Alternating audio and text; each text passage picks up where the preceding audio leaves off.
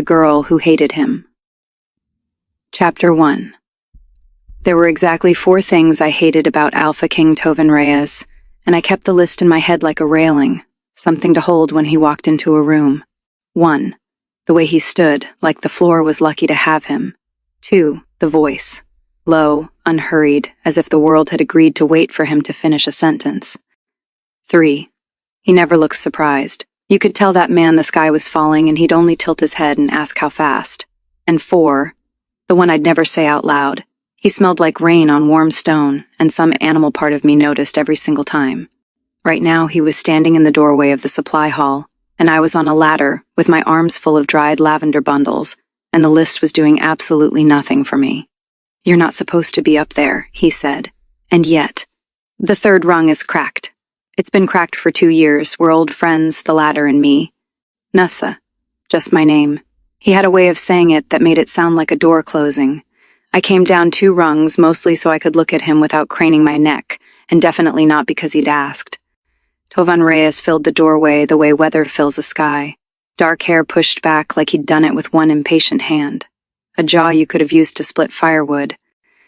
And those eyes, gray going gold at the edges, the wolf always a little awake behind them. "The harvest tithe lists are wrong," he said. "Your section. My section is correct. Your section has the Birchfoot family down for double. Because the Birchfoot family farms double. They've got the river bottom land." I climbed down the rest of the way and dropped the lavender on the table between us, a little harder than I needed to. If you'd ever actually walked the eastern fields instead of reading about them, you'd know that. A muscle moved in his cheek, not anger. Something he was deciding not to say. "I walk the eastern fields," he said, "in autumn, for the hunt, with 40 people behind you."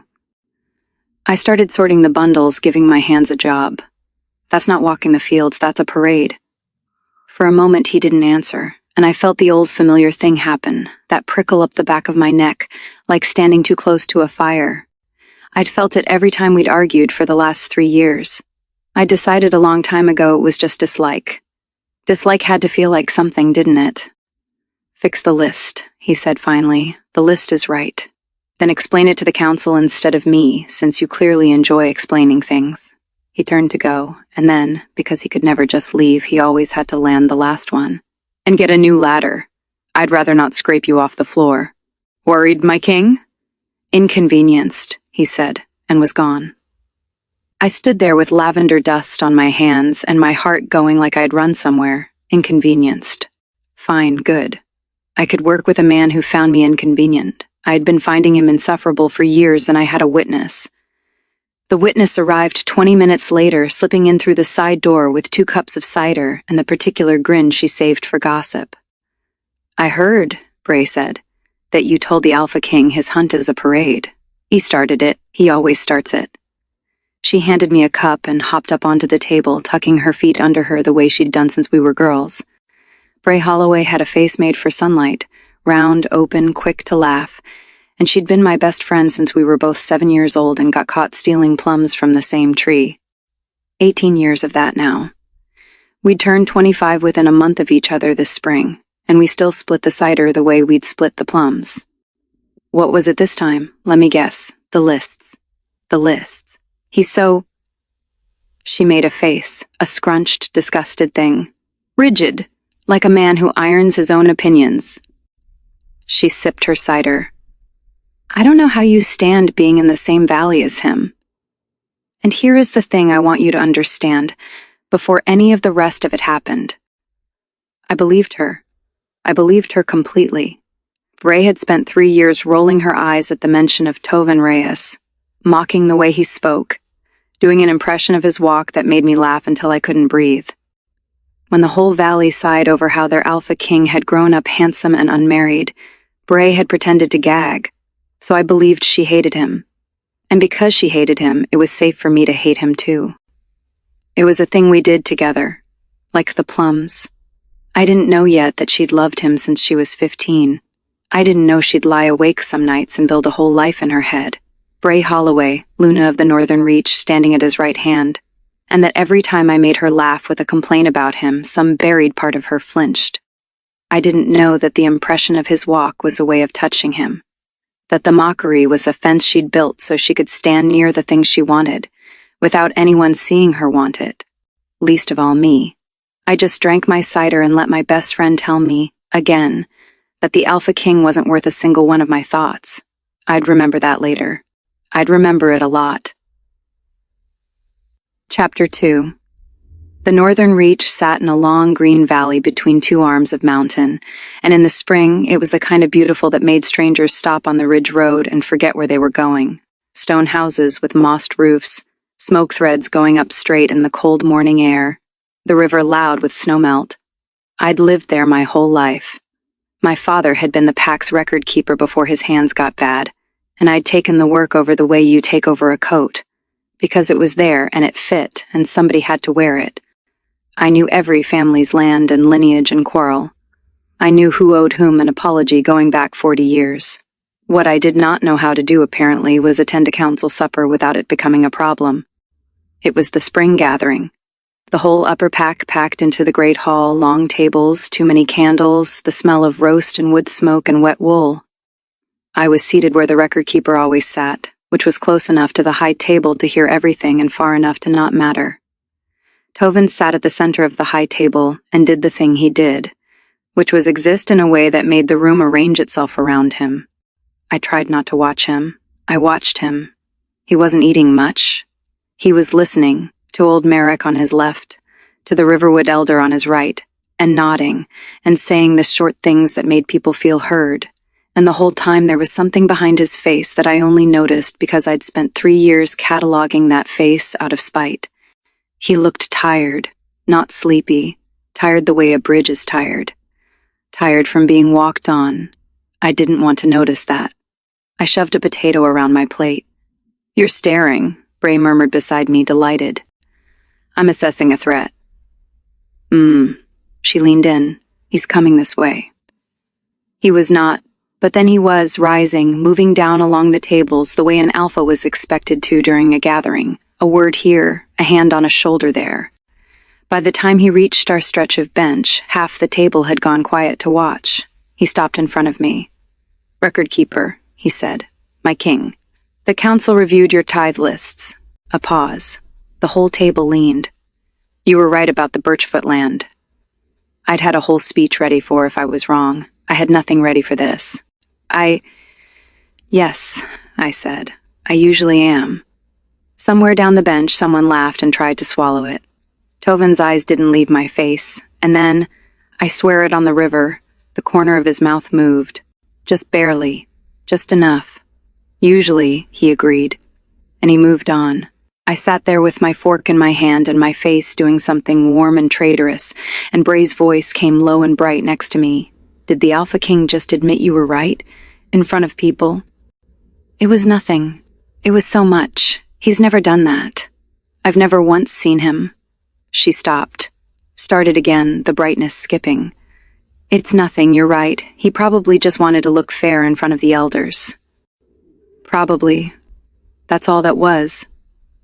She picked her cup back up. "Don't let it go to your head." I didn't notice the skip. That's the part I keep coming back to. I was so busy being flustered that I didn't hear my best friend talk herself out of something. Didn't hear her take a thing that had hurt her and fold it small and put it away. Later, when the tables were pushed back for music, I went out to the cold air to get my face under control. He was already there. Of course he was. The one quiet corner of the whole gathering, the low stone wall above the river, and the Alpha King was standing at it with his back to the hall, looking at the water. I almost left. I should have left. "You'll catch cold," he said without turning. "You first." He huffed something that might, in a more generous man, have been a laugh. I came and stood at the wall, not next to him, a careful distance down it, and we both looked at the river instead of each other, which felt easier. "You really walked the eastern fields?" I asked. "In the spring, before the thaw, when no one's watching." He turned his head just slightly. "Some of us don't enjoy the parade either." I didn't have anything sharp for that. It surprised me, sitting there in the open like a coin he dropped on purpose. "Why tell me?" I said. He looked back at the river. The candlelight from the hall caught the side of his face, and for one unguarded second he didn't look like a wall or a bridge or a king. He just looked like a man who was very, very alone in a valley full of people who needed him. "Because you'd believe me," he said. "You don't decide things about me because they're easy. You decide them because you've looked. A breath. Even when you decide wrong." "I'm not wrong about you." "No," he agreed. "Probably not, but you looked." The music started up behind us, warm and loud. I should have said something cutting. It was right there. Instead, I stood at the wall with the cold coming up off the river and the strangest feeling moving through me, like a key turning in a lock I didn't know I had. I told myself it was the cold. I went back inside and found Bray and didn't tell her about the wall. I told myself that was nothing too. Chapter 3. Here is something about fated mates that the stories never get right. They make it sound like a gift, a door opening, light pouring in. For me, it was a Tuesday, and it was the worst day of my life, and it smelled like blood. It was the boundary patrol. A stupid, ordinary thing. A rogue scent had been crossing the northern line for a week, and the pack sends people to walk the edge when that happens, and that week the people included me because I'd argued I knew the old boundary stones better than anyone since I kept the records of them. Which was true. It just wasn't a good enough reason to be where I was when it happened. The rogue wasn't a scent. The rogue was 3 of them, lean and wrong-eyed and starving, and they came out of the tree line fast, and the patrol scattered the way you do, and I ran the wrong way. I want to be honest about this part. I wasn't weak and I wasn't stupid, but I was outnumbered and unarmed and the record keeper, not a warrior, and there is a kind of fear that turns your good sense to water. I ran the wrong way. I went down. One of them got a grip on my arm and I felt the skin go, felt the heat of it, and I thought, with a clarity that frightened me more than the pain, "Oh, this is how." And then the world came apart at the seams, and Tovin was there. I don't have good words for what an alpha king looks like when something has threatened his pack inside his own boundary. I'll just say the rogues were gone very quickly, and that I looked away, and that when it was over the forest was loud with his people arriving, and I was on the ground with my back against a boundary stone, holding my arm together. He crossed to me. He went down on one knee in the wet leaves, and he reached for my arm, and the second his hand closed around my wrist, both of us went completely still. I felt it go up my arm like the river had gone up it. Not pain, the opposite of pain, a recognition so total and so loud that my wolf, who I'd never once heard speak, said one clear word in the back of my skull. Mine. His head came up.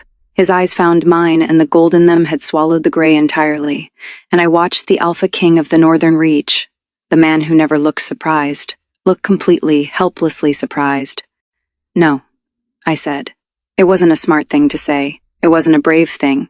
It was just the truest thing in me, coming straight up and out, because I was bleeding against a stone and the universe had just handed me the one man in the valley I had spent 3 years building a fence against, and it had done it without asking, and the bond was already pouring into me warm and certain, and I hated that it felt like coming home. "No," I said again. "Nessa," my name, the door closing. But his voice wasn't even. For the first time since I'd known him, Tovin Reyes's voice was not even. "You're hurt. Let me, don't." I pulled my wrist back. It cost me. Everything in me, the wolf loudest of all, screamed at the loss of his hand. "Don't you, I don't want this." Something crossed his face and was put away. He'd had a lifetime of practice putting things away. He went very still and very alpha and very controlled, and he said quietly, "All right. All right? You're injured and surrounded by people and you've just been attacked. This is not the moment." He rose. He did not offer his hand again, and the not offering was its own kind of careful. "We'll get you to a healer. Nothing has to be decided today." "Nothing has to be decided ever," I said. He looked down at me for a long moment. Behind him, the patrol was gathering, and I could see the news already moving through them like wind through grass. The way they were looking at me, at him, at the space between us where the bond was standing like a fifth presence. "Some things decide themselves," he said. "But you don't have to like them." It wasn't a comfort. I think he meant it as one. It was the most honest thing anyone said to me that whole terrible day, and I was too frightened to hear it. They carried me back. The healer cleaned my arm and wrapped it and told me the scar would be long but thin, and the whole valley knew before my arm was even bound. the record keeper, the stubborn one, the Alpha King's fated mate. Bray came that night. She came running, actually, her hair half undone, and she gripped both my hands and her face was white. "Tell me it isn't true," she said. "Bray, tell me they're wrong." Her voice cracked. I thought it cracked from fear for me. "Tell me you're not, that it isn't him." "It's him." I started to cry, finally, the way I hadn't all day. "Bray, it's him, and I can't." And my best friend pulled me into her arms and held me while I shook, and over my shoulder, where I couldn't see it, her face did something I will never be able to forgive and have spent a long time learning to understand. It crumpled, and then it went very, very still. Chapter 4. Bray, I need you to hear this part from me. Nessa would tell it like I was a snake the whole time, coiled and waiting, and I wasn't. I want that on the record, since records are her family's business. I was 15 the first time I saw Tovan Reyes properly. He wasn't king yet, his father still was, and he came down to the lower pastures during the summer fever, when half the valley was sick, and he carried water. That's all. The Alpha's son, on his knees in the dust, holding a cup to old people's mouths. He had grass stains on his knees, and he didn't care who saw. I decided something that summer. I decided it the way you decide things at 15, which is to say completely and forever and without telling anyone. And then I watched. I watched for years. I watched him become king when his father's heart gave out. I watched him get colder and lonelier and more careful, and I thought, I could warm that. I'm warm. People have always said I'm warm. I could be the soft place that man comes home to. I built it in my head so many times it stopped being a daydream and started being a memory of a future. I knew which window would be mine. I'm not exaggerating. I had picked a window. But you can't just walk up to an Alpha King and say, I've decided. So I did the only thing a girl with no claim and no nerve could do. I stayed near the subject of him. I kept him a topic. And the easiest way to keep talking about a man with your best friend is to complain about him.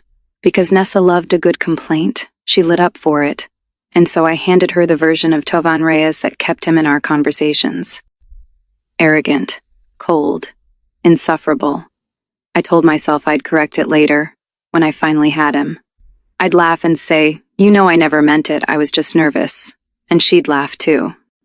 I did the impression of his walk so I'd have a reason to think about how he moved. I gagged when the valley sighed over him so no one would see that I was sighing too. For 3 years it worked. For 3 years he was a thing Nessa and I shared, and shared things are safe, and I was patient, and patient girls get the window. And then she came back from a boundary patrol with her arm in a wrap, and the whole valley said the word fated, and they said it pointing at her. Not me. Her.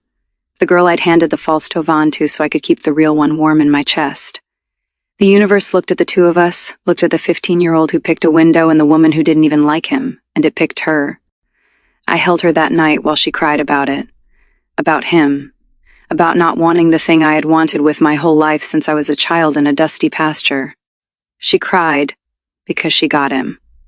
I want you to sit with how that feels. I'm not asking you to forgive what I did after. I did it, and it was mine, and it was wrong. I'm asking you to understand that I didn't walk into that room a villain. I walked in a best friend. I left it something else, and the change happened in the dark. In about the length of time it takes to hold someone you love and realize the world has handed them your life by mistake. She felt me go still. She thought it was concern. It was the sound of a door I'd kept open for 10 years, swinging shut. Part 2. The bond nobody wanted. Chapter 5. For 2 weeks I did a very good impression of a woman handling things. I went back to the records room. I redid the tithe lists. I let the healer check my arm and tell me it was closing clean. I answered, politely, the 40 people a day who wanted to know how it felt to be the Alpha King's mate, by saying some version of it's very recent and there's a lot to think about, which is the kind of sentence you say when the true sentence would frighten people. The true sentence was, it itched. Not my arm. The bond. It sat under my breastbone like a second pulse, and it was patient, and it was always there, and it got louder when he was near, and it ached, actually physically ached, when he wasn't. My wolf. Silent my whole life. Had opinions now. She did not understand the fence I'd built. She kept trying to climb it. Tovin, to his enormous and infuriating credit, did not push. I'd expected pushing. I'd braced for it. An alpha king, used to the world arranging itself, finally handed the one thing an alpha is supposed to want most. I expected summons. I expected possession. I'd half expected to be moved into the king's house by the end of the first week with my objections filed somewhere polite. Instead, he gave me room. So much room it started to feel like a strategy. He sent word once, through old Merrick, that the bond was mine to set the pace of, that he would not seek me out, and that if I needed anything, the king's house was open to me. Formal, careful, a man holding a door without standing in it. It made me furious, which I realized says something unflattering about me. I'd built a whole fence to keep out a man who wasn't pushing on it. Bray thought it was sinister. It's a tactic, she said. We were in her kitchen, and she was cutting bread, and she'd been cutting the same loaf for a while. He's letting you tire yourself out. The bond does the work for him. He doesn't have to lift a finger. He just waits, and it wears you down, and one day you're so worn out you walk up to his door yourself and call it your choice. She set the knife down. That's what men like him do, Ness. They don't chase, they arrange. I wanted to be fair to her telling this. Some of what Bray said in those weeks was true. The bond was wearing me down. That part wasn't a lie. But she took my real, true discomfort, and she gave it a shape. She gave it his face. Every ache I described she had an explanation for, and every explanation made him colder and made me more alone with it. And the worst part, the part I didn't see for so long, is that she did it gently. She did it while making me tea. She did it with her hand over mine. She was, the entire time, the warmest, kindest, most worried voice in my life. You cannot fence out a voice like that. You don't even try. You let it in and you give it a chair by the fire. Maybe I should just talk to him, I said once. Just actually talk, not argue. Find out what he... You can't trust what he says, though. Quick, soft, already there. That's the hard part, Ness. He's so good at sounding reasonable. He's had a lifetime of practice sounding like the calm one. You'd come out of that conversation thinking it was all your idea. She squeezed my hand. I just don't want you to get hurt. You don't see people the way I do. You see the best in them. It's the thing I love most about you, and it's the thing that's going to break your heart. I see the best in people. She said it like a warning. She said it, I understand now, because she needed me to distrust my own eyes, because my eyes, if I ever really used them on Tovin, were the single biggest threat to everything she wanted. So she told me my eyes were broken. Lovingly, over tea. And I believed her, because she was Bray, because she'd been Bray since the plum tree, because the alternative, that the person holding my hand was steering it, was not a thought a person can have about their best friend without proof. I didn't have proof. I had a bond that ached, and a friend who soothed it, and a king who held a door without standing in it, and I had no idea, none, that I was already deep in the current and being carried. Chapter 6. The thing that finally got me through the king's door was a roof. Not romance, a roof. The spring storms came hard that year, and the old grain store, the one that held the seed stock for the whole upper valley, lost half its roof in a single wild night, and the seed was going to rot, and there was no version of the record keeper not being there for that, because I had the inventory of every sack of it in my own handwriting. So I went. And so, of course, did he.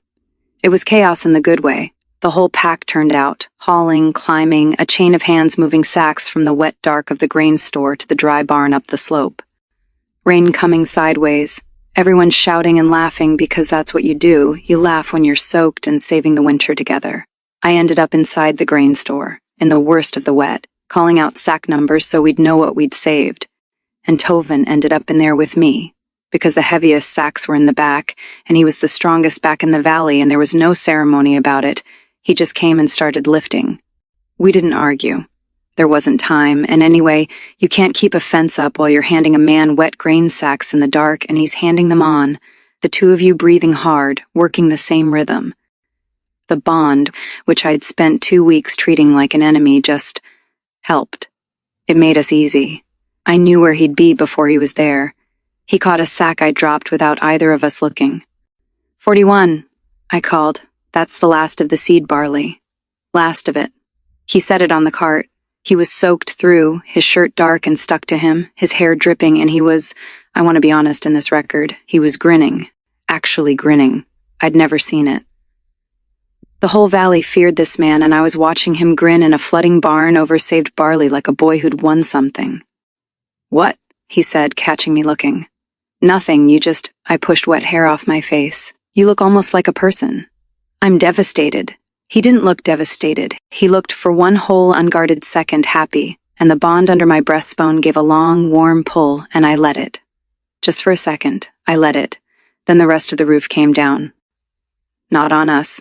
On the empty front half, with a crack and a roar, but the whole structure shuddered, and a beam swung loose and I was under it, and I didn't even have time to be afraid before he'd crossed the space and put me against the wall with his whole body between me and the falling world. The beam hit the cart held, the dust settled, and I was pressed between cold stone and a very warm, very solid alphaking, both of us breathing hard, his hands flat on the wall on either side of my head, his face an inch from mine. The bond wasn't pulling now, it was singing. Loud enough that I was sure he could hear it too. I could feel that he could. I could feel him on the other end of it like heat through a wall. Neither of us moved. "You're going to be the death of me," he said, very quietly, not even, again, his voice not even. "You keep saying that. You keep proving it." His eyes went down to my mouth. I felt the whole valley narrow to the 6 inches of rain-smelling air between us. My wolf was no longer trying to climb the fence. My wolf had her paws on the top of it. I tilted my face up. I did that. I want it in the record that I did that. It wasn't only him. And outside, someone shouted his name, the roof, the pack. "The king is needed. The king is always needed." He closed his eyes. When he opened them, the gold had pulled back, and he was the wall again, the bridge again. And he stepped back and gave me the room he was always giving me, and I hated the room. I finally understood I hated the room. "Nessa," he said, the door closing, but softer this time, almost like a door being left a little open. "Go," I said, "they need you." He went. He always went. That was the thing about him that the false version Bray had built for me got completely, exactly wrong. He wasn't a man who arranged the world to serve him. He was a man the world had been spending for years, and he let it, because he didn't know how to be loved instead. I stood in the wrecked grain store with my back against the stone and my heart going and going, and I thought a dangerous thought, the first really dangerous one. I thought, what if I've been wrong? And then I went home, and Bray was waiting on my step with 2 cups of cider and worry all over her warm face, and she said, "I heard the roof came down. I heard he had you trapped against a wall. Are you all right? Did he frighten you?" And just like that, she handed me the version where I'd been trapped. Not shielded, trapped. And I was so rattled, and she was so kind, and I let her take the most honest moment I'd had in 2 weeks and turn it, gently, into one more thing to be afraid of. I think this is the part where I tell you I felt powerful. It isn't. By the time of the grain store, I wasn't sleeping. I want to tell you that so you understand it wasn't easy and it wasn't fun. I'd lie in my room, not even looking at the window anymore. I'd stop looking at the window, and I'd run the math of it over and over. 3 years of patience, a whole built future, and it had gone to a woman who said no to him. Who said no. I would have said yes before he finished the sentence. I would have said yes for the rest of my life. The unfairness of it was a stone I carried in my chest, and it had edges. Here's what I told myself. Because you should know the story a person tells themselves while they do a thing like this. I told myself I wasn't hurting Nessa. I was protecting her. She didn't want the bond. She'd said so, sobbing, in my arms. And so really, what was I doing except helping her get the thing she'd already said she wanted? I was on her side. If anything, Tovin was the one taking something from her. The bond had trapped her. I was just reminding her she was trapped so she'd keep wanting out. And if she got out, if she rejected him, well, then the bond would be spent and broken, and the universe's mistake would be corrected, and a man can choose after that. A man can choose where he's actually wanted. I told myself I was fixing a mistake. The universe's mistake. I was just the only one brave enough to fix it. You can talk yourself into nearly anything if you start from, "I'm the one who really loves him," and walk carefully. So, at the grain store, when I heard the roof had come down and I heard, before I even got to her, that he'd shielded her with his own body, I felt the stone in my chest turn over, and I walked to her house fast, and I had the cider already poured, and I did the thing. The small, gentle, monstrous thing. I said trapped. I watched her rattled face take the word. I watched her file the most tender moment of her life under fear, because I'd handed her the folder. It was so easy. That's what I couldn't get past, lying awake after. It was so easy, and she trusted me so much. And the easiness should have stopped me, and instead it just showed me the size of the door I had open. I told myself one more thing that night, and it's the worst one, so I'll put it last. I told myself, if she really loved him, I couldn't do this. The fact that it's working proves she doesn't deserve him. I built that, out of nothing, out of the stone with edges, and I believed it because believing it let me keep going, and I wanted to keep going more than I wanted to be the person Nessa thought I was. Part 3. The Quiet War. Chapter 8. After the grain store, 2 things happened at once, and they pulled me in opposite directions, and that month nearly tore me down the middle. The first thing, Tovan and I started, very slowly, against the entire weight of my fence, to become something. It wasn't a decision, it was an accumulation. The bond had stopped feeling like an enemy and started feeling like a road, and the road kept putting us in the same places. The seed stock had to be re-inventoried in the dry barn, and that was my work and his concern. So we did it together over 4 long afternoons, and somewhere in those afternoons we ran out of things to argue about and had to talk instead. I learned things. I learned he'd never wanted to be king, that he'd had a younger brother once, the one their father had been grooming, and that the brother had died at 19 in a river flood, and that Tovan had been the spare who became the whole overnight at 22. 8 years of it now, he'd turned 30 in the winter, and had been holding the valley together with both hands the whole time, and had never once been asked if he wanted to. I learned he'd taught himself to cook badly and on purpose, because the 1 hour of the day he was alone in the king's kitchen burning something was the 1 hour nobody could ask him for anything. I learned that the cold thing he did, the wall, the bridge, the never surprised face, wasn't arrogance. It was a job. He'd watched his father's open heart give out, literally give out, under the weight of caring for everyone, and he'd decided as a grieving young man that he would simply not have a heart that anyone could reach, for the pack's sake. So it would last. It's a stupid plan, I told him. We were in the dry barn, late, the last of the light coming gold through the slats, both of us sitting on grain sacks because we'd been working and forgotten to stop. You can't just not have a heart. It's worked for 8 years. It's worked for nobody. You're exhausted. I can feel it. I tapped my own breastbone, where the bond sat. You forget I can feel it now. He looked at me for a long moment in the gold light. There was hay in his hair. The alphaking of the Northern Reach had hay in his hair and a bruise on his forearm from the grain store, and he was looking at me like I was a language he was just starting to be able to read. I don't forget, he said. That was all. But the bond carried the rest of it the way it had started to, the warmth, the want, the careful unbearable hope of a man who'd decided not to have a heart and was finding out he'd failed. I learned one more thing in those afternoons, and I learned it about myself, and I did not enjoy it. It happened on the 3rd day. He'd been moving the high sacks, the ones above my reach, and the barn was warm, and at some point he'd pushed his sleeves up past the elbow without thinking about it, the way a man does when he's working, and I was mid-sentence about the seed barley tallies when I simply stopped, lost the whole thread of it, because the light was doing something across the muscle of his forearm where the old grain store bruise had faded, and I was looking at his hands, and the sentence I'd been building just walked off somewhere and didn't come back. 43. He prompted. I know it's 43. It was not 43. I had no idea what it was. I looked very hard at my list. My face had gone warm in a way the barn could not explain, and I was abruptly, ferociously annoyed.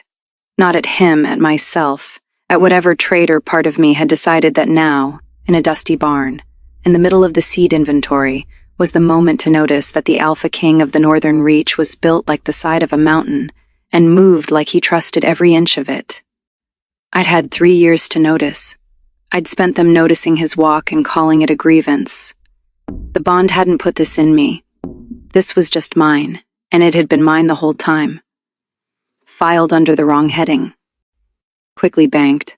A man who'd felt exactly what crossed the line between us and had the grace, or the cowardice, to pretend he hadn't. I've lost nothing. 43. Move. He moved. He also, I noticed, did not push his sleeves back down, and I have wondered since whether that was an accident. And then there was the thing with Halden. Halden ran the Eastern Granary, and he was easy and warm and well-liked, and he had a way of standing close when he talked that meant nothing. He stood close to everyone. It was just how he was made. We were going over the transfer records, the three of us, in the yard outside the dry barn, and Halden leaned in to point at something on my page and said something that made me laugh, his shoulder nearly at mine, and it genuinely meant nothing. I felt it through the bond before I saw it on Toven. It wasn't anger. That's the thing I want set down plainly, because the easy version of this story would make it anger. The alpha bristling, the territorial heat. It wasn't that. What came down the bond was colder and worse and much more honest than anger. It was fear. A short, sharp lurch of it. The precise feeling of a man watching a thing he'd just let himself want and calculating, instantly, helplessly, exactly how it would be taken from him. He didn't do anything dramatic. He didn't need to. He just went still in that particular way, and his jaw set, and when Halden straightened up, Tovan was somehow a half step closer than he'd been. Not between us exactly, just present. Accounted for. And he said something perfectly civil about the transfer dates in a voice with all the warmth pressed out of it, and Halden, who was not a fool, found somewhere else to be. When he'd gone, I looked at Toven, and Toven looked at the granary roof like it owed him money. He was helping me read a column, I said. I know. You know. I know it, and I felt the other thing anyway, and I'd rather you didn't watch me feel it. It came out flat and tired and unbearably honest. This is the part I told you was a stupid plan. The not having a heart. It wasn't only about my father. He finally looked at me. A heart you can reach is a heart somebody can take a column away from. I spent 8 years making sure I never had to feel what I just felt over a man pointing at a page, and you've had it back in me for a month. The bond ached between us, raw and open. He hated that I'd seen it. I could feel that he hated it, and underneath the hating, I could feel how much he didn't, in fact, want to put it away. Toven. Don't. But it wasn't sharp. Don't be kind about it. I can survive you arguing with me. I'm not sure yet that I can survive you being kind. I didn't say anything kind. I'd learned that much. I just stood next to him in the granary yard until the stillness went out of him, and I let the bond stay open so he'd know I wasn't going anywhere, and that, the not leaving, the not fixing, was the kindest thing I had. That was the first thing. We were becoming something. It was slow and real, and it scared me more than the rogues had, because it was mine, I was choosing it, I couldn't blame the bond. And the second thing, happening at the exact same time, was Bray. Bray had become, I didn't have the word for it then, I have it now. Bray had become a weather system. She was everywhere I was, and she was always kind, and she was always worried, and the worry had a direction. If I said something soft about him, she got quiet. Not cold. Quiet, hurt quiet, the quiet of someone being brave about something, so that I'd ask what's wrong and she'd say nothing, I'm happy for you really, and the nothing would sit there until I went and dug it up myself. And what I'd dig up was always reasonable, always a real, true, sensible concern, polished smooth. I just think it's fast, she'd say. You hated him a month ago, Ness. A month. And now I just don't want you to look up in a year and not know how you got there. That's all I'm saying. And it was such a reasonable thing to say. That's the genius of it, and I didn't see the genius, I only felt the doubt land. Because she was right that it was fast. She was right that I'd hated him a month ago. She built every single worry out of a true brick. She just kept handing them to me until I'd built a wall I couldn't see over. Chapter 9. The Luna's welcome was the council's idea, not Toven's, and not mine, and definitely not something either of us would have chosen. It was tradition, when an alpha's mate was confirmed, the upper pack held a welcome, a long evening of food and music and the formal public acknowledgement of the new Luna. The council wanted it, the valley wanted it. It had been a hard few years, and people wanted a night that meant something good. I didn't want it because I hadn't accepted the bond.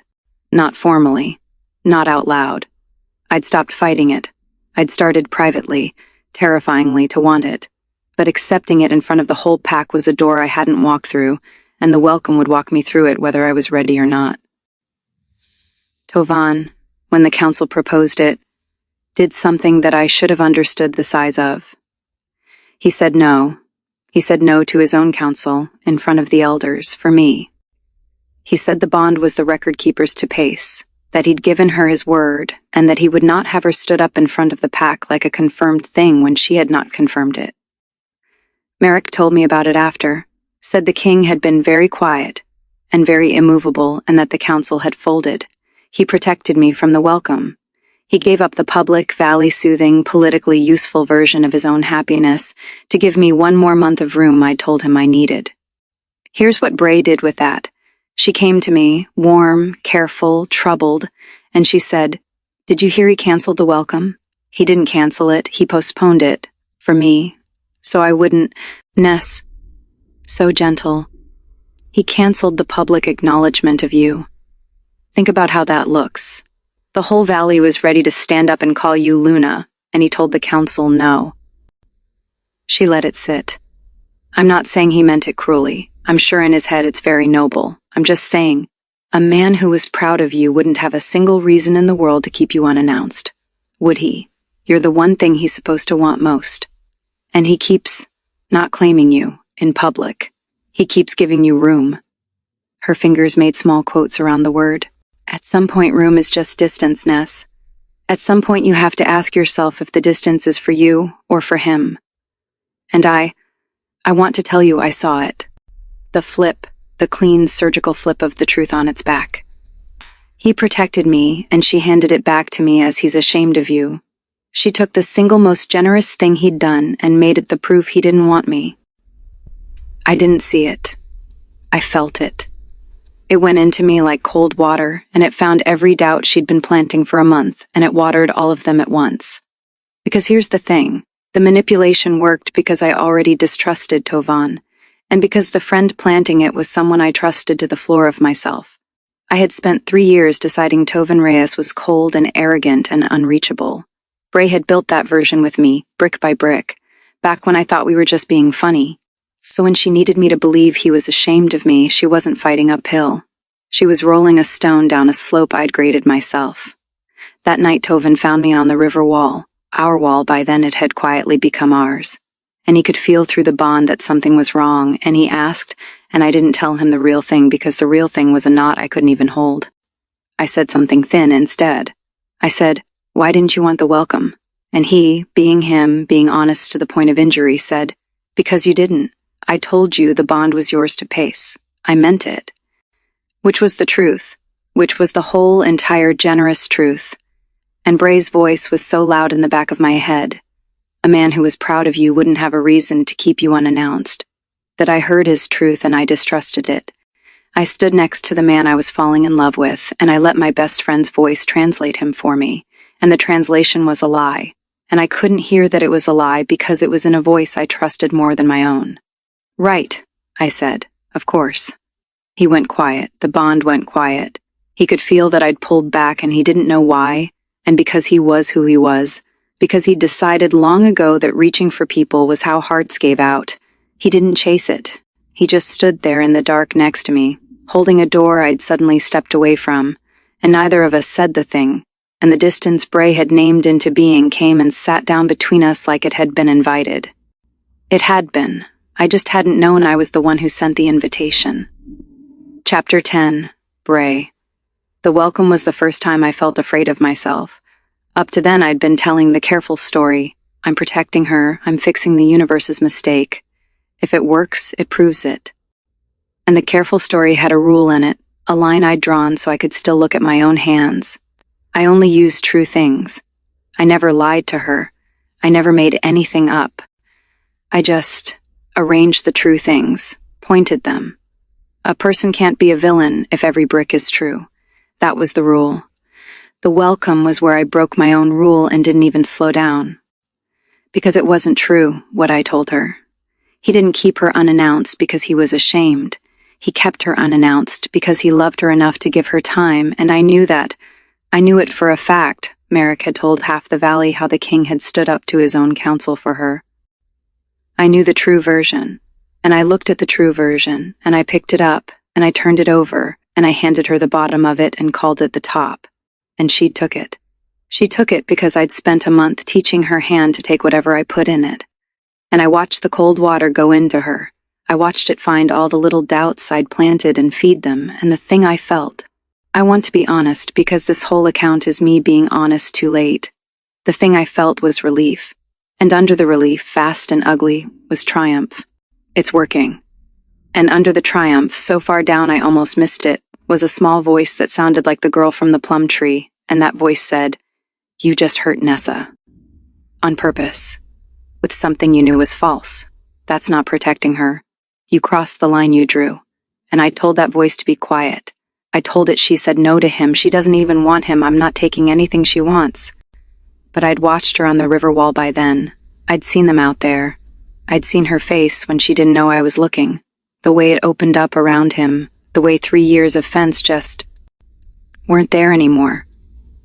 I knew by the welcome that the thing I kept telling myself was the load-bearing wall of the whole construction. She doesn't love him, so I'm not really hurting anyone. I knew it wasn't true. She loved him. I could see it from across a courtyard. So when I told the voice from the plum tree to be quiet, I wasn't protecting her anymore. And I knew it. I was hurting someone who loved someone, to take him. Because I had loved him first and longer and the universe owed me. That's the truth. I knew what I was by the night of the welcome that never happened. I just wanted him more than I wanted to stop. I'm not asking you to feel sorry for me. I'm telling you the inside of it because the inside of it is the warning. It never started as a plan to be cruel. It started as a girl at a plum tree and a girl in a pasture and a window I picked at 15, and 3 years of being patient and kind and good. And then one true thing turned the wrong way, and then another, and each one was small, and each one I could explain, and that is exactly how a person who loves you ends up holding the knife.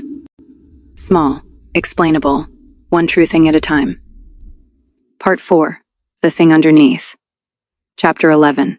I want to tell you about the good month, because it happened, and because what came after only hurts if you know the good month happened. After the welcome that was, and things between Tovin and me should have died. Bray had set the distance down between us, and it had taken root. For about 2 weeks we orbited badly, polite, careful, the bond aching and both of us pretending it didn't. And then the fever came back. Not bad that year, not like the summer that made Bray 15 and decided. But the lower pastures got it, the old people and the small children, and the valley needed every pair of hands, and the record keeper and the king both have hands. So we ended up working again. Side by side, the way the grain store had taught us, except this time it was sick children and frightened parents and long nights, and there is nothing that strips the fence off 2 people faster than being tired. I watched him carry water. I'd heard the story by then, Bray's story, from when she was 15, though I didn't know it was hers. The alpha's son on his knees in the dust. I'd half thought it was the kind of thing people make prettier in the retelling. It wasn't. He carried water. He sat with a dying old man for 3 hours one night because the man was frightened and had no family left, and Tovin didn't tell anyone he'd done it. I only knew because the bond was open and I felt the grief come off him at dawn like cold off a stone. I went and found him. He was sitting on the pasture wall, just sitting, hollowed out, and I climbed up next to him, and I didn't say anything reasonable and I didn't say anything sharp. I just put my head on his shoulder. He went very still.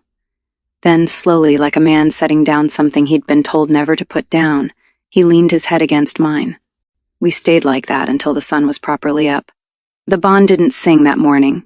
It just held steady and warm and quiet. 2 tired people on a wall, and I understood, sitting there, that I had been wrong about the most important thing. I had thought love would feel like the bond singing, the drama of it, the pull. It didn't. It felt like this. It felt like being the one person allowed to see the king put his head down. And it was in those fever weeks that I learned the rest of it. The small things the stories skip, the things that turned out to be the whole of it. I learned he didn't eat when the work was bad. He'd just forget. The way you forget a thing you've decided isn't allowed to matter. And so I started putting food in front of him without announcing it. A heel of bread, a bowl of whatever the healer's kitchen had, and walking off before he could make it into a conversation. The first 3 times he ignored it. The 4th time I came back, and the bowl was empty, and after that he ate when I set it down. Every time. He'd look at the bowl, and then at me, and then he'd eat, and something in my chest turned over every time because I knew what I was watching. A man who decided his own needs were a luxury the valley couldn't afford, deciding he could have this one. Because the asking came from me. I learned how he took his tea, strong, no honey, both hands wrapped around the cup whether it was cold out or not, a man warming his hands against a chill that wasn't in the room. After the 3rd night I just made it that way without asking. He never said anything, but the bond went warm every time I handed it over, and I started to live for that a little, which frightened me, so I didn't examine it. And he learned mine. That was the part that undid me. One gray dawn, I came off a long night half asleep on my feet, and there was tea waiting, made the way I took it light, which meant he'd watched, which meant the man who'd built 8 years on wanting nothing had been quietly noticing me. I stood there holding it like it might break. "You're staring at the cup," he said. "You made it light. You take it light." Like it was nothing, like it wasn't the most dangerous sentence anyone had said to me in a month. I have a memory, Nessa. I just don't usually have anything I want to spend it on. There was a night near the end of the fever weeks, the worst night. The night the youngest of the sick children finally turned the corner toward living and the whole healer's house exhaled at once. When I found him in the cold passage outside, his back against the stone, and I was so tired and so flooded with the relief of it that I crossed the passage and I didn't stop. I walked the whole way into him, and his arms came up and around me like they'd been waiting all night for somewhere to go. We stood like that in the dark. His chin came down to the top of my head. I could feel his heart going, slow and certain under my ear, and the bond was wide open between us. No fence, no banking. Just the 2 of us holding on in a cold passage because the child was going to live and we were both still standing and neither of us, in that moment, was alone. I tipped my face up. I don't know what I meant to do. I knew exactly what I meant to do. And he looked down at me, and the gold came up slow behind the gray, and his hand moved to the side of my face, and the whole valley narrowed down to the breadth of space between us, and Tovan, a healer in the doorway, soft, apologetic. The Brightwater boy's fever's up. And he closed his eyes, and I felt the want go through him like a current finding its ground, and then he set me back from him, careful, both hands, the way he set down anything that mattered. And he went, because the boy's fever was up, and the king was needed, and the king always went. But at the door he stopped. He looked back at me, hay-haired, exhausted, cracked all the way open. "That's twice now," he said. "Twice?" Twice the valleys needed me in the exact moment I'd have rather it didn't. The smallest, driest thing. Almost a smile. The most unguarded I had ever seen him. I'm beginning to take it personally. And then he was gone down the passage, and I stood there with my heart going like the river in flood. And I understood that the fence, the great fence, 3 years of it, was simply not there anymore. I'd stopped maintaining it sometime around the empty bowl, and the wind had taken the rest. "You should rest," I said, eventually. This was back on the pasture wall, the next dawn, the fever finally breaking valley-wide, and the 2 of us up on the cold stone again because neither of us could sleep for the relief. "So should you," I asked first, a breath of something that was almost a laugh. "You always ask first. You ask first, and then you don't rest either, and then you're insufferable by afternoon." "I'm insufferable by morning. The afternoon is just consistency." And he turned his head, there on the wall, in the new light, and he looked at me, hay-haired, hollow-eyed, more open than I had ever seen him, and he said, "Marry me." Just that. Not romantic, not a knee in the dust. Exhausted and plain and absolutely certain. "You're tired," I said, because I was terrified. "I'm always tired. I'll be tired when I'm sure too." He didn't reach for me. He never reached. He just held the door the way he always had. "I'm not asking the bond. The bond doesn't need asking. I'm asking you, Nessa. The woman who told me my hunt was a parade. I want, and his voice did the thing, the not even thing, the thing only I ever got to hear. I want the rest of it to be insufferable mornings. With you, I'd like that very much. And here is where I will defend myself, in this record, against the version of me that Bray's voice had built. I didn't say no. A month of cold water, a month of distance set down like a stone, 3 years of fence, and still, on that wall with the sun coming up, the truest part of me stood up and walked through the door he was holding. Yes, I said. Obviously, yes, you. Yes. He laughed. I'd heard him grin. I had never heard him laugh, full and surprised and young. And then the laugh went quiet, and he reached for me. He finally reached. After 3 years of holding doors and never once stepping through them, after a month of careful hands setting me back from him every time the valley called, he reached, and his hand found the side of my face the way it had in the cold passage. Except this time, there was no healer in the doorway. There was nothing in the doorway. There was just the pasture and the new light and the two of us. If the valley needs me in the next 10 seconds, he said very low, the valley can wait. And he kissed me. I had spent 3 years building a list of things I hated about this man so I'd have something to hold. I want it set down, in the record, that the list did not survive. It wasn't urgent, and it wasn't acclaiming, and it was nothing like the Bond singing. It was slow and certain, and it shook very slightly the way his voice shook on the rare words he couldn't keep even.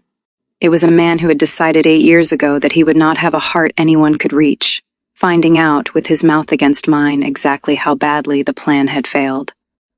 The Bond didn't sing. The Bond went quiet, that deep, whole, ringing quiet, the kind you only get when a thing that was always supposed to be true finally just is. And I had my hands fisted in the front of his shirt, and I was kissing the Alpha King of the Northern Reach back like I'd been arguing with him for 3 years specifically, so I'd never have to admit I'd been wanting to do this the whole time. When we finally broke apart, he didn't go far. His forehead came down against mine. We were both breathing like we'd run somewhere. 3 years, he said, wonderingly, a little wrecked. You told me my hunt was a parade. It is a parade. Nessa, my name. The door, except it wasn't a door closing anymore. It hadn't been for weeks. It was a door standing wide open with the light coming through. Marry me and I will never make you watch the parade.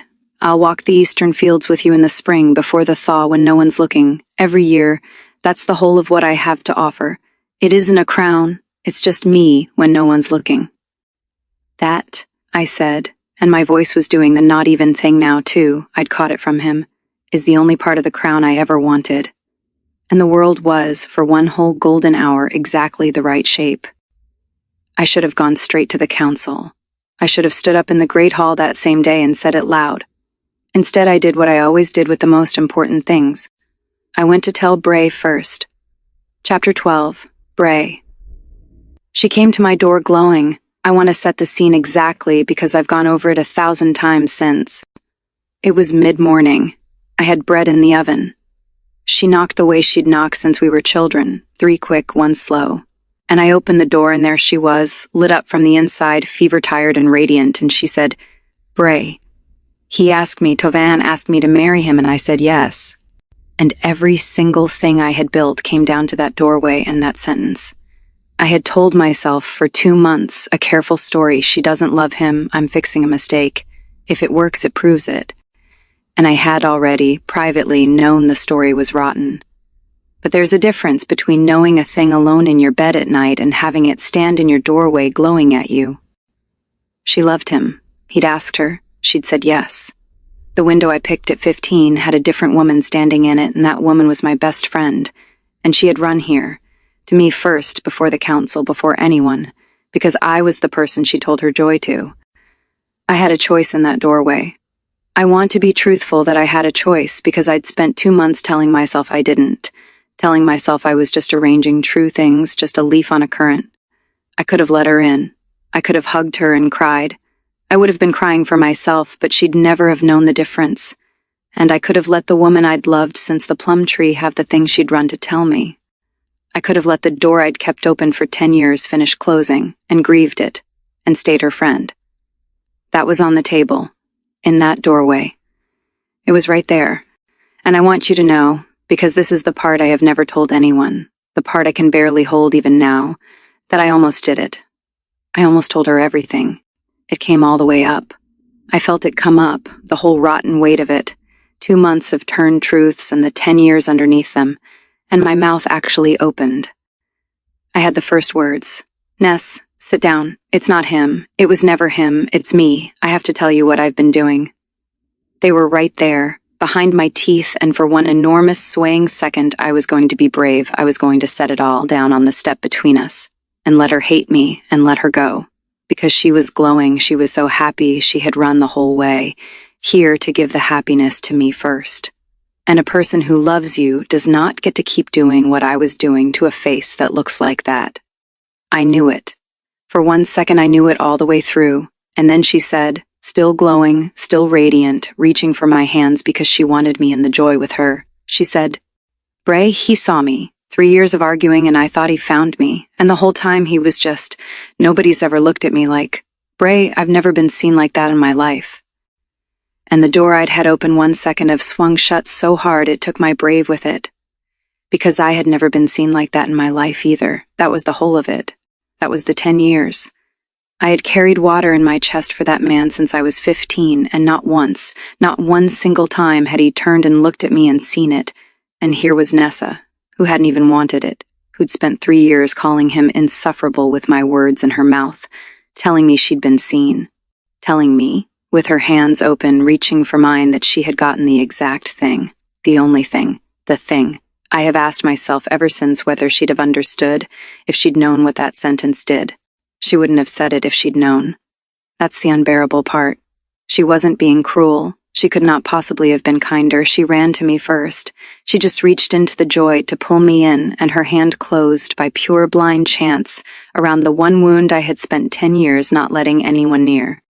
And the stone in my chest turned over with all its edges, and the brave went out of me like a snuffed lamp, and what came out of my mouth instead of the truth was warm and gentle, and the worst thing I have ever done. Oh, Ness, come in, sit down. Warm, so warm. There's something I have to tell you, and I've been so scared to, and I can't let you walk into this without knowing. I watched the light in her face go uncertain. What, she said, and I sat my best friend down at my kitchen table with the bread burning that I never took out, and I told her the thing I'd been keeping for the exact right moment, the moment when it would do the most. I told her about Leanne. Chapter 13. Leanne. I'd never heard the name. That was the first thing. That Bray said it like I should know it, like it was a thing I'd somehow missed, and immediately I felt off balance, behind, which I understand now was the whole point of how she said it. Before you, Bray said.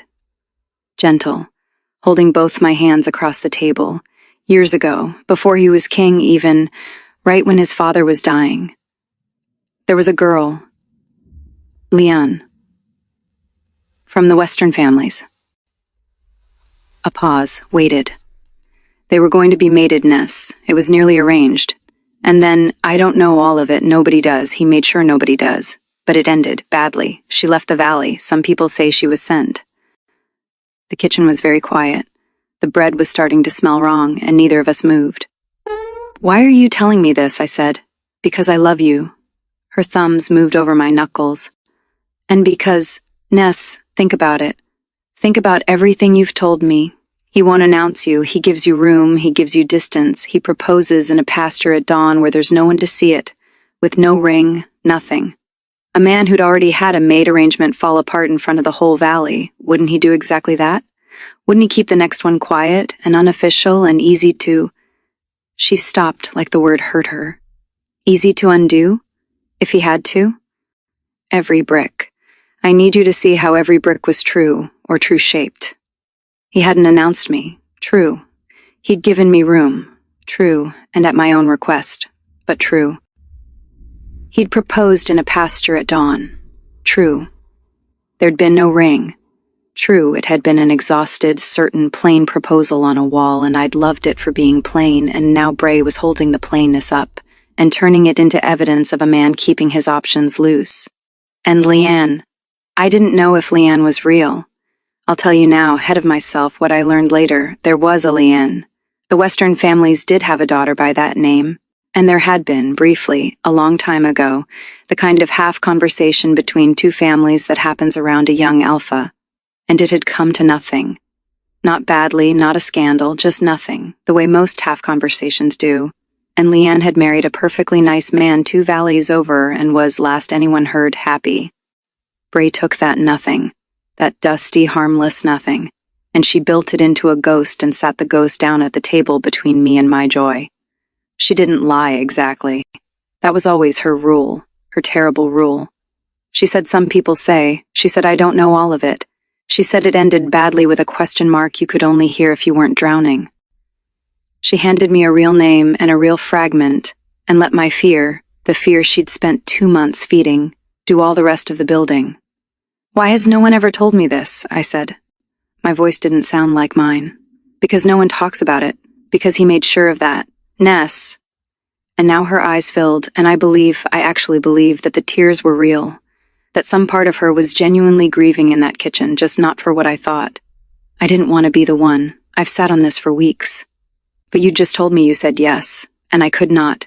I could not let you marry a man who's keeping you a secret the way he kept her a secret, and not at least make sure you'd asked him. That's all I want. I want you to ask him. If I'm wrong, and I'll dance at your wedding. But ask him. If I'm wrong, I'll dance at your wedding. It was perfect. I see now how perfect it was. She'd made herself the brave friend, the one who'd risked our friendship to protect me, the reasonable one who only wanted me to ask. She'd made doubt look like love. She'd made me asking Tovan about a near stranger from a decade ago look like the bare minimum a smart woman would do. And the bond, my own bond, that should have been my truest compass. The bond was no use to me right then, because the bond carried feeling, not fact. And what I was feeling was fear. And fear feels the same whether the danger is real or whether your best friend has spent 2 months teaching you to be afraid. I walked home. I don't remember the walk. I remember that the whole way Tovan was at the other end of the bond, warm and quiet and happy, still lit up from the wall from yes, and I could feel him being happy, and instead of it comforting me, it frightened me worse, because Bray's voice was saying, of course he seems happy. He seemed like he was going to be mated to Leanne, too. She'd even taken the bond from me. She'd reached all the way down into the one thing that was truly only mine, and she'd taught me to distrust that, too. Chapter 14. I didn't ask him well. I want that in the record. The honest truth is that this misunderstanding wasn't forced. It was earned by 2 months of careful work, and it came out of me exactly as crooked as Bray had shaped it to. I found him that evening at the king's house. He knew the second he saw my face, the bond told him before I was through the door, that the glowing woman from the wall was gone and someone frightened had come instead. What happened? He said. Not what's wrong. What happened? Already braced. And I should have said, I heard a thing today and it scared me and I need you to help me hold it. That's what you say to someone you're going to marry. That's what the woman on the wall would have said. Instead, 2 months of planted doubt came up out of me sideways and sharp. Who is Leanne? I watched it land. I watched his face. And here is the thing that broke my heart in 2 directions at once. His face did exactly what a guilty man's face does, and exactly what a deeply private man's face does, and from the outside they are identical. He went still. The wall came up. The bridge. The never surprised face, except I knew him now. I knew him too well now, and I could see that it wasn't never surprised. It was a man slamming a door on something that hurt. Where did you hear that name? He said. Quiet. Too quiet. Does it matter? Is it true? Were you going to be mated to someone before, and it ended, and you never? My voice was climbing. The fear was climbing. You never told me. We've spent weeks. I put my head on your shoulder. You asked me to marry you, and there's a whole person you just never. It was 11 years ago. Each word set down like a stone. It was nothing. It was 2 families talking around a 19-year-old, and it came to nothing, and she's been happily married in the Greenmarsh Valley for 9 years. There's no story, Nessa. There's nothing to tell. Then why does it feel like there's something to tell? And that question was the cruelest thing I have ever said to someone, and I didn't even know I was being cruel, because Bray had loaded the gun and handed it to me warm and called it being smart. Because there was something to tell. just not about Leanne.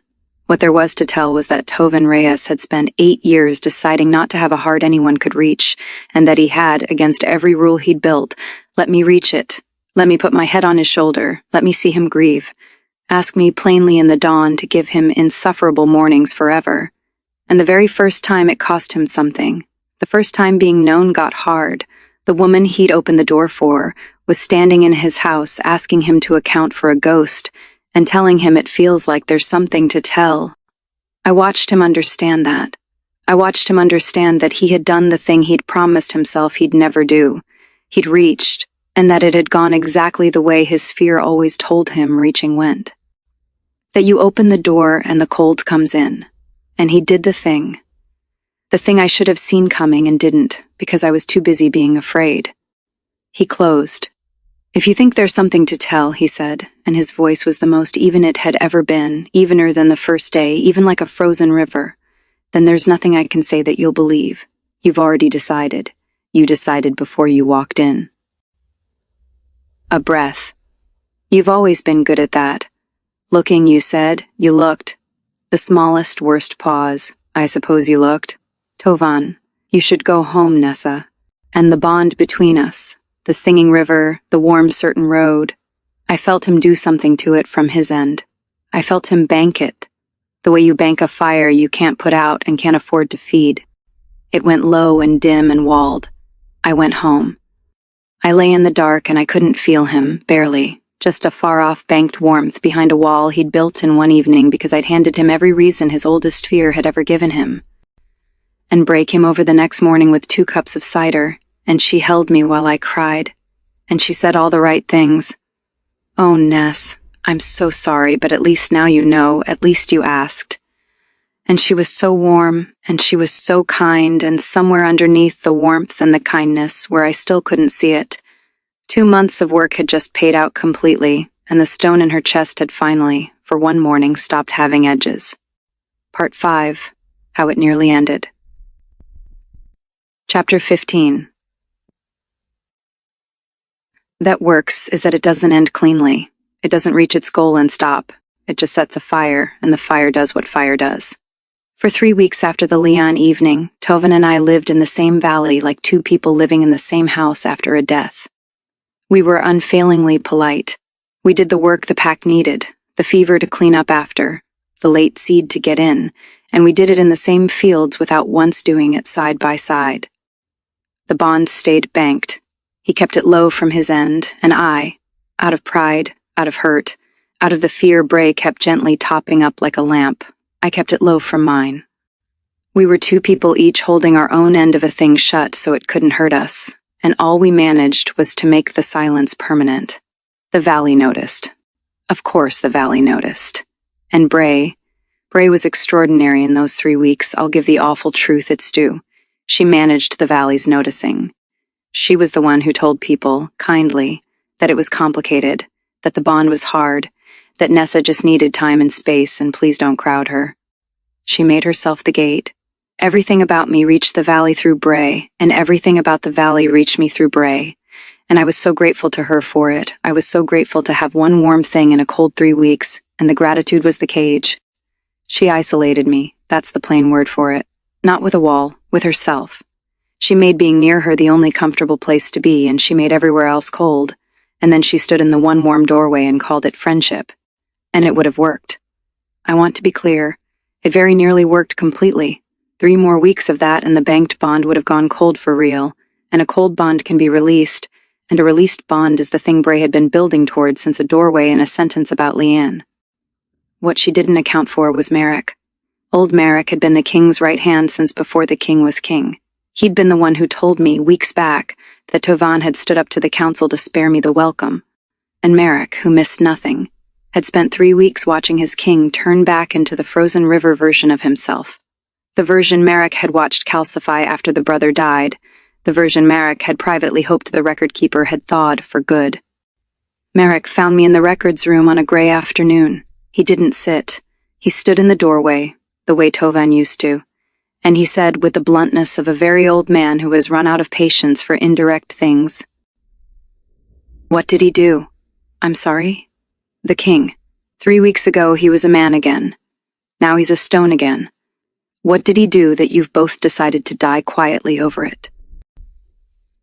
He didn't. I put my pen down. He kept something from me. Someone. There was a woman before, an arrangement, Leon, and he never... Leon. Merrick's face did something complicated.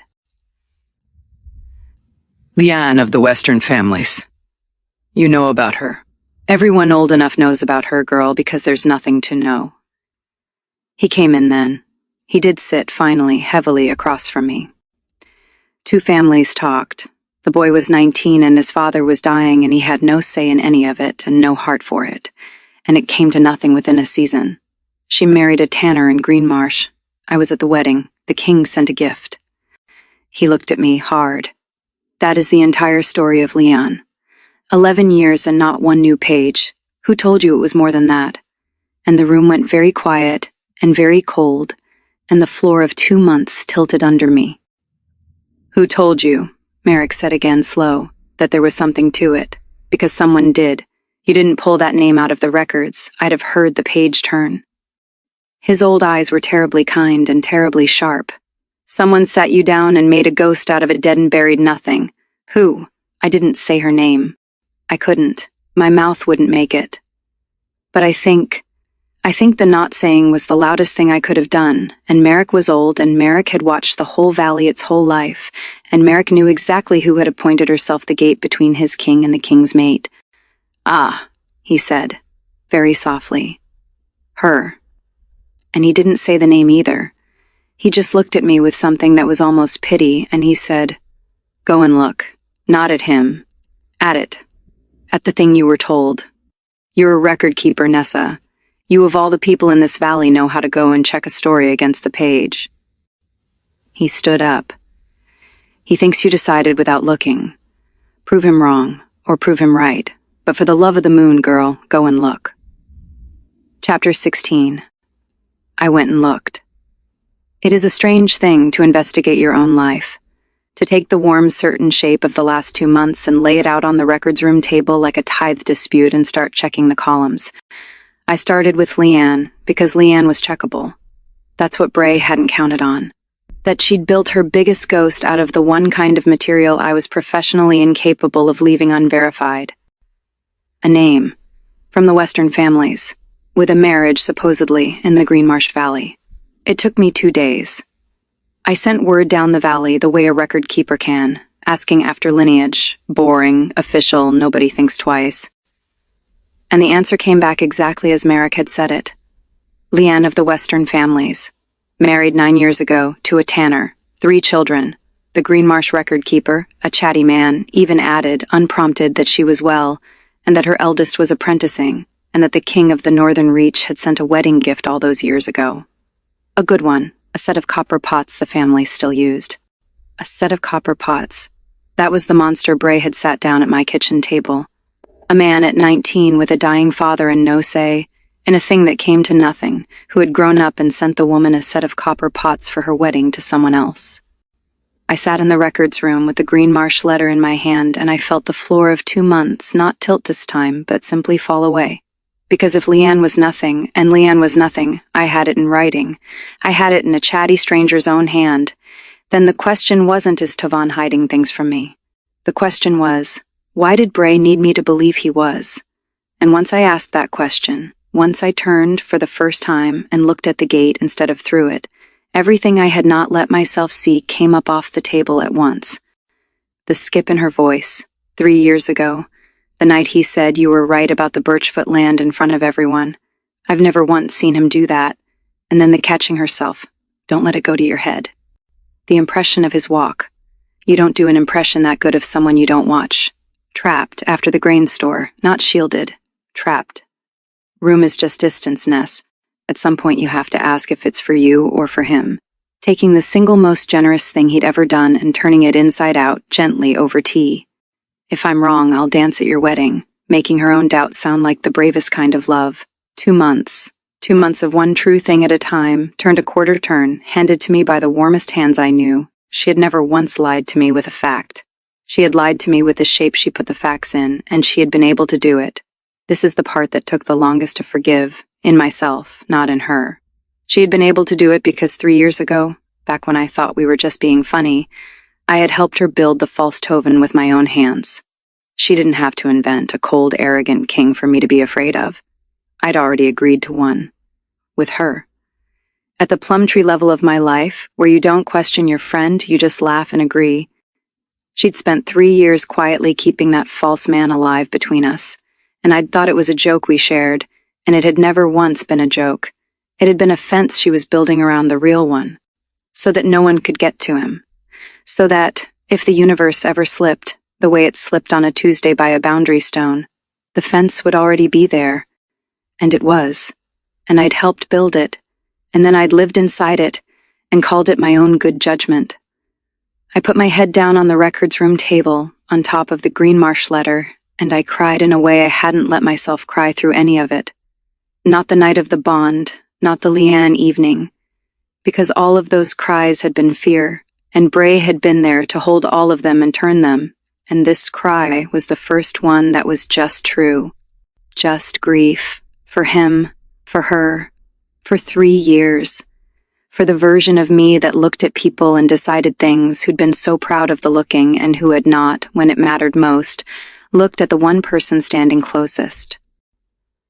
Then I dried my face, because grief is not a plan, and a record keeper knows the difference. And I went to find Bray. Not to confront her. I wasn't ready, and anyway I had something more important to do first. I went to find Bray so that I could watch her, the way I should have been watching her all along. One conversation, eyes open, the fence down. I needed to be sure. And then I needed to go to the king's house, and I needed to get there before the bond between us went cold enough to break. Because I could feel it, the banked, far-off warmth of him, and it was very low now, 3 weeks low, and I did not know how much longer it would burn. Chapter 17. Bray. She came to my door and she knew. She didn't say she knew. She was good. She'd always been good. It's half of why I'd loved her. The girl from the plum tree was nobody's fool, and she came in and sat at my table and let me make the cider, and asked me, light as anything, to tell her again about Leanne. Just once more. She said it helped to hear it, and I told it again. I told it the same way. Some people say, it ended badly. He made sure no one talks about it. And the whole time I was telling it, I was watching her face, and her face was doing the thing it always did. The open believing thing, and I thought, good, still working. And I felt the stone in my chest sit quiet. And then she said, not light anymore. He sent them copper pots, Bray. I didn't know what she meant. For 1 second I genuinely didn't. Leanne and the tanner, she said, for their wedding, 9 years ago, a set of copper pots. The Green Marsh record keeper told me himself. He said the family still uses them. She turned her cider cup a quarter turn on the table, slow, deliberate, and I understood, watching her do it, that she was showing me something, that she knew exactly what a quarter turn was.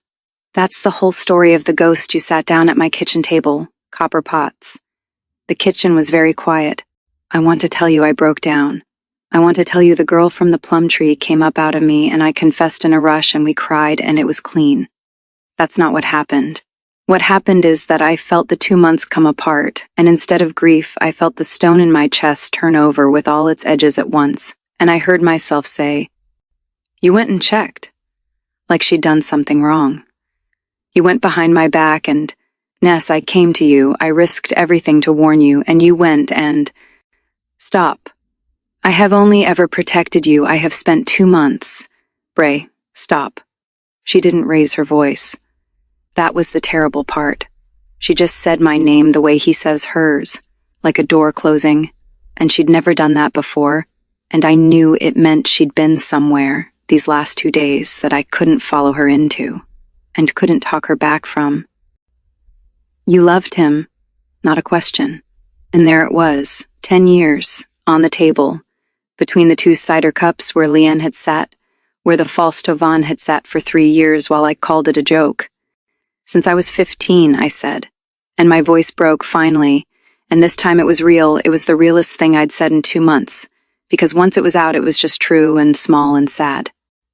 Since the summer fever, he carried water, Ness. He had grass on his knees. I had a hole, I couldn't say window. I've still never been able to say window out loud. And then you came back from a patrol and the whole valley pointed at you. At you. You said no to him. You sobbed in my arms because you got the thing You built him into someone I'd hate. Quiet. Relentless.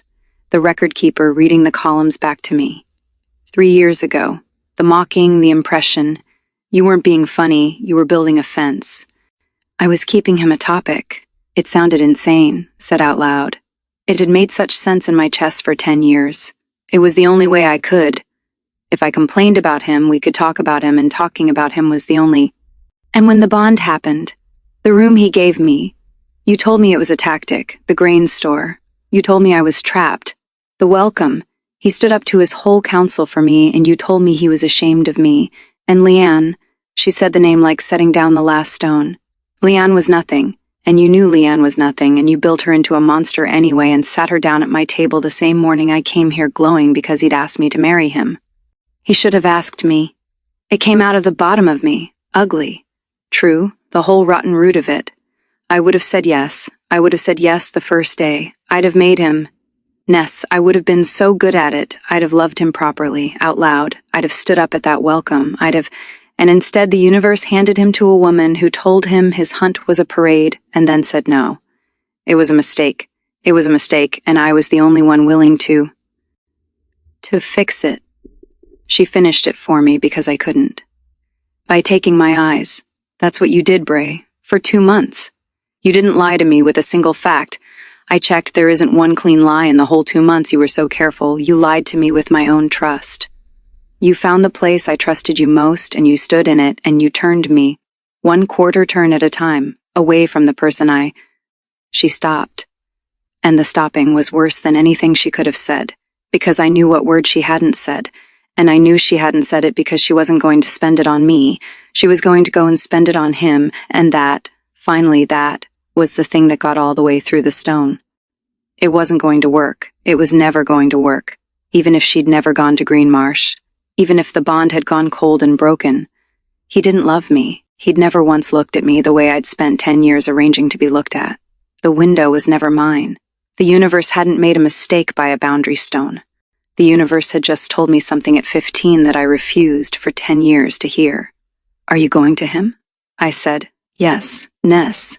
And I don't know what I was going to ask for. Forgiveness, maybe. A head start. For her to sit back down and let me explain it one more time, because explaining it one more time was the only thing my hands knew how to do anymore. Ness, please. I loved you, she said. Past tense. She stood up. She left the cider. I have to go and see if I still have time to love him. You spent 3 weeks of it, Bray. You spent 3 weeks of my bond like it was yours to spend. I have to go and see what's left.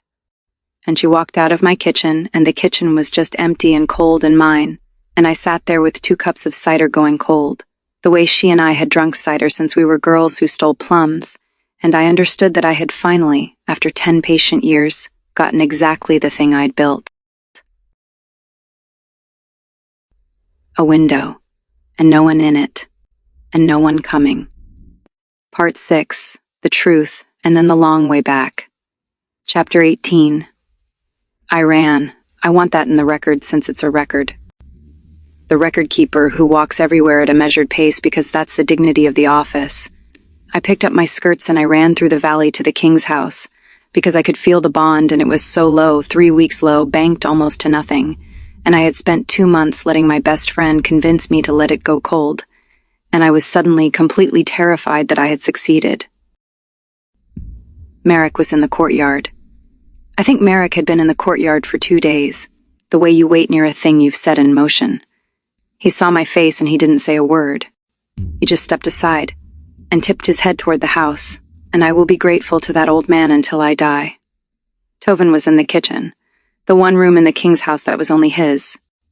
Burning something, I could smell it, the 1 hour a day nobody could ask him for anything, except it wasn't an hour. It was 3 weeks. He'd been hiding in his own kitchen for 3 weeks. And when I came through the door, he turned, and the wall went up so fast and so total that it told me everything about how much was behind it.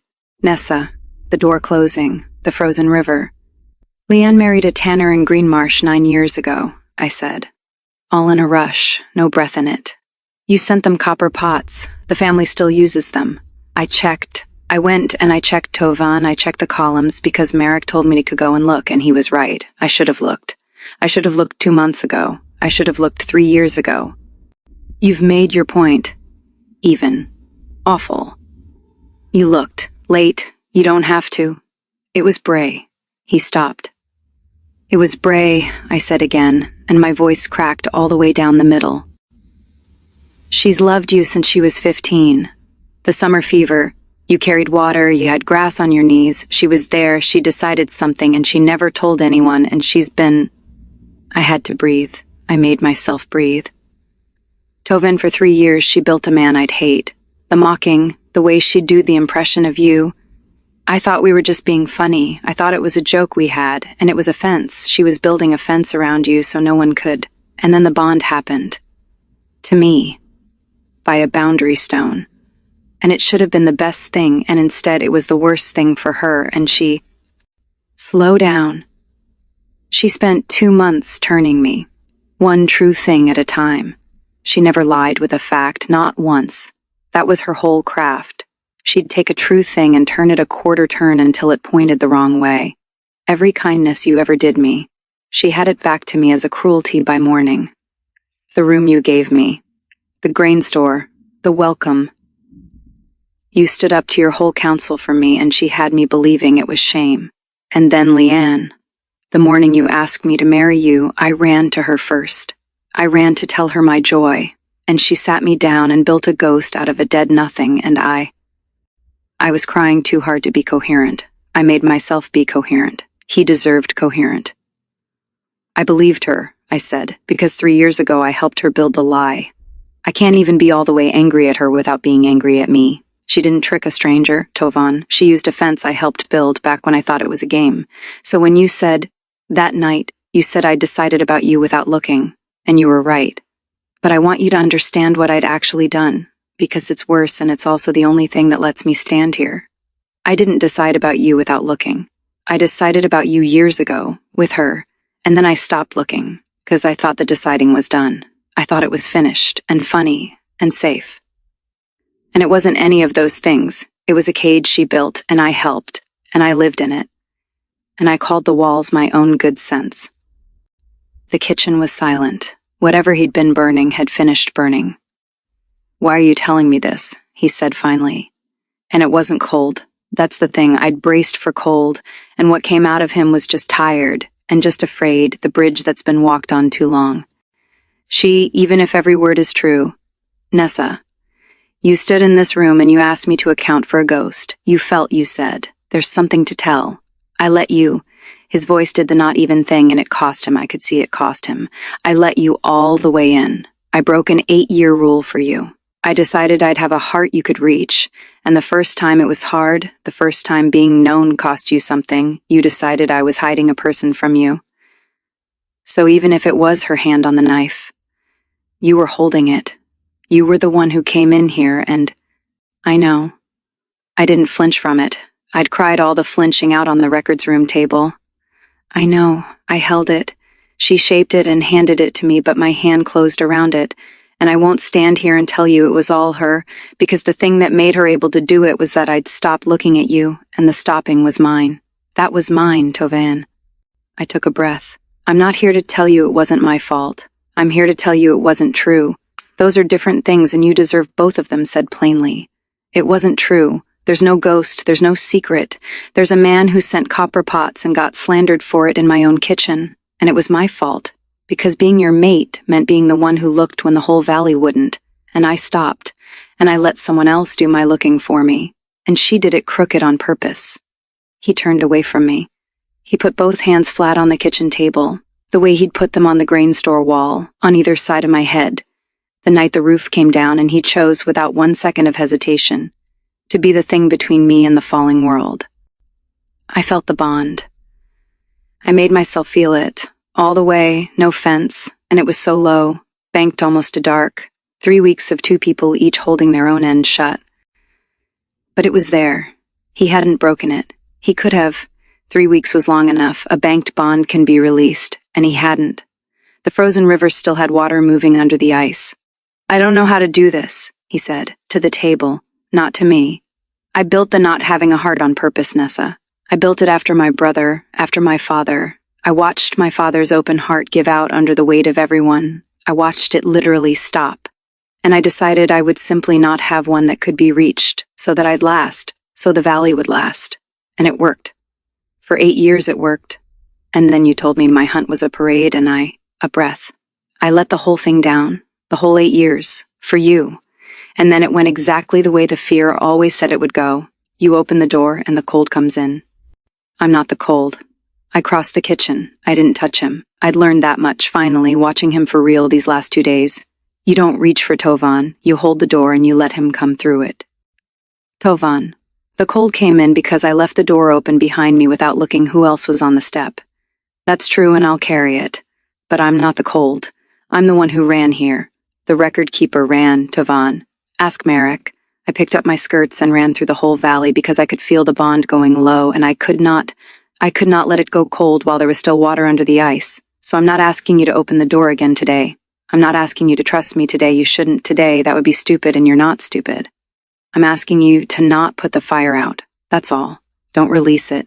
Bank it as low as you need to. Make me earn every degree of it back. But don't put it out, because I am going to spend the rest of my life being the one who looks, and my voice did the thing his did. The not even thing. I finally understood it from the inside. I'd like the rest of it to be insufferable mornings, with you. If there's any way back to that, I'll take the long way. I'll take the longest way there is. Just don't put the fire out before I can walk it. For a long time he didn't move. The kitchen smelled like burnt bread and cold and the particular green smell of him, rain on warm stone, that some animal part of me had been noticing for 3 years and calling something else. And then, slowly, the way he did everything that mattered, the way he'd leaned his head against mine on the pasture wall like a man setting down a thing he'd been told never to put down. He turned around. And he didn't open the door all the way. I want to be honest in this record, because the record matters. He didn't sweep me up, there was no music, the bond did not come roaring back like the river in spring. That's not what healing is. That's what the stories get wrong, the same way they get fated mates wrong. He just turned around and he looked at me, really looked, the gold coming up slow behind the gray, and through the bond, low and banked and guarded, I felt 1 degree of it come back. 1. A single degree of warmth, deliberately given by a man who had every reason to give none. "The long way," he said, "the longest there is. You'll tell me things now, when they scare you. You'll bring them here instead of carrying them to—" He couldn't say her name either, I noticed. Neither of us could for a long time after. "Instead of carrying them somewhere they get turned. I'll bring them here, I'll bring you all of it, the scared things first before they can set. Then we'll take the long way," he said. And that was all.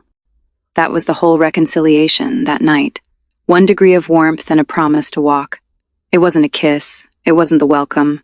It was smaller than any of that, and it was the realest thing that had ever happened to me. And I understood, standing in his burnt bread kitchen, that I had spent 3 years thinking love was the bond singing, and it was never the bond singing.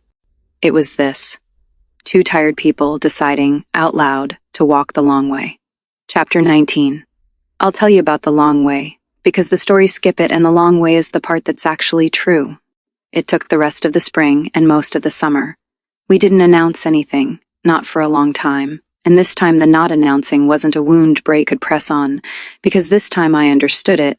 We were rebuilding something quietly, the 2 of us, and a thing being rebuilt should be kept out of the weather until it can stand.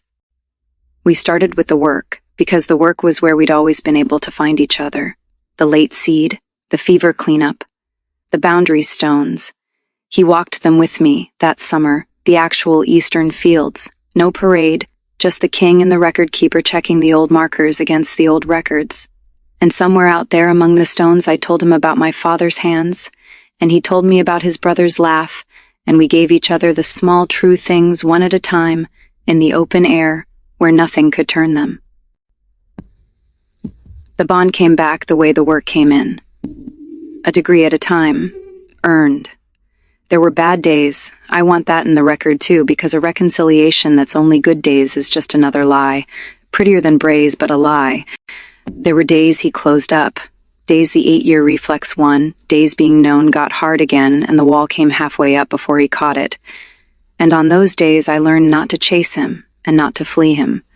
I learned to just stay near and hold the door and let him come back through it when he could. And there were days I was the one who closed, days the fear came up out of the old cage and I'd hear, for one cold second, Bray's voice doing its quarter turn on something true. And on those days I did the thing I'd promised in the kitchen. I brought it to him, out loud, before it could set.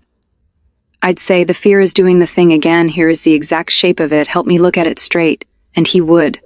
We'd look at it together, the two of us, and looked it straight and in good light. The fears were almost always just true things that had been turned. And turning them back was something we got better and better at, together, until the cage I'd lived in for 3 years was just gone. Not knocked down, just unbuilt, one honest morning at a time. Merrick watched all of it with the satisfaction of a very old man who has set a thing right and gets to see it hold. And Bray. I should tell you about Bray, because the betrayal doesn't resolve into nothing. She left the valley at the start of the summer. Not banished. Tovan never banished her, and I want that known. Because the easy ending would have been to break her, and the easy ending is the one the stories reach for, and it's another kind of lie. He didn't break her. He didn't punish her at all in the end. And when I asked him why, he said the thing that I think finally told me the whole size of the man I'd nearly lost. He said, "She did to you what I did to myself. She decided a person couldn't be reached and built her whole life around the deciding. I'm not going to pretend I don't know that shape." He was quiet a moment. Punishing her wouldn't unbuild it. It would just give her one more reason to believe the deciding was right. So she wasn't broken and she wasn't banished. She left on her own.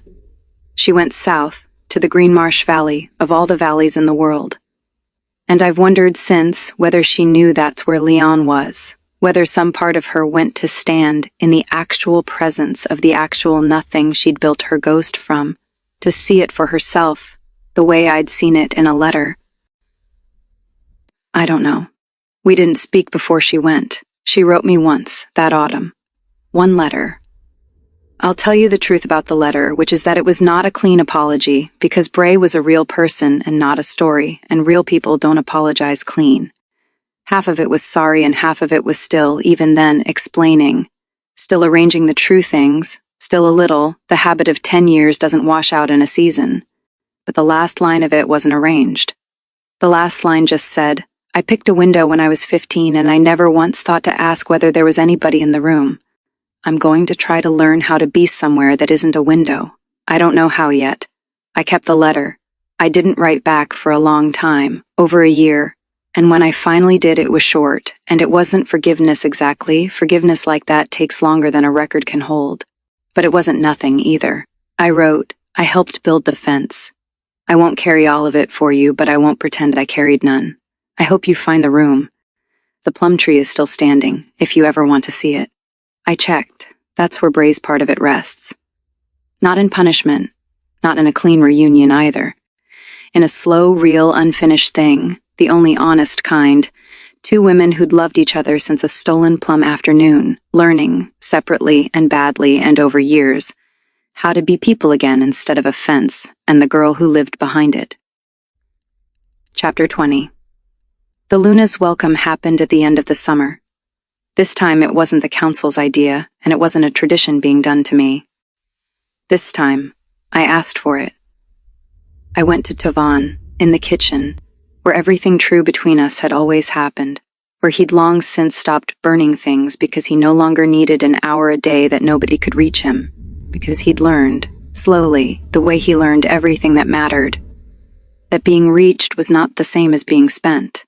And I said, "I want the welcome, the real one. I want to stand up in the great hall in front of the whole valley, and I want it announced loud, no room, no distance, no quarter turn anyone can put on it. I want there to be no version of us that anyone can build but the true one."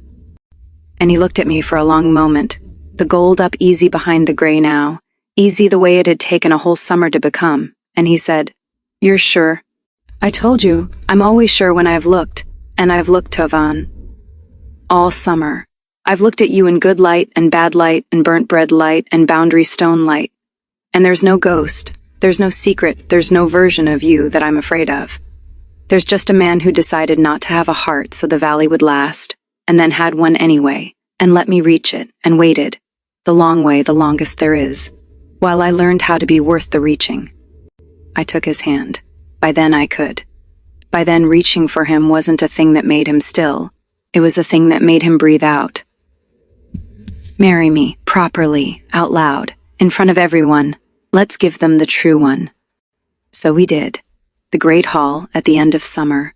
Long tables, too many candles, the smell of roast and wood smoke, the whole upper pack packed in. I was seated at the start of the evening where the record keeper always sat.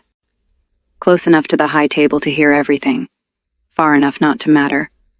And partway through the evening Tovin rose, the way an alpha rises during a gathering, and he came down along the tables, a word here, a hand on a shoulder there, and the whole hall went quiet to watch, the way it had gone quiet to watch 3 years ago, the night he'd stopped in front of me and admitted I was right about the Birchfoot land, and the corner of his mouth had moved, and I'd felt my whole face go warm and traitorous, and I'd called it nothing.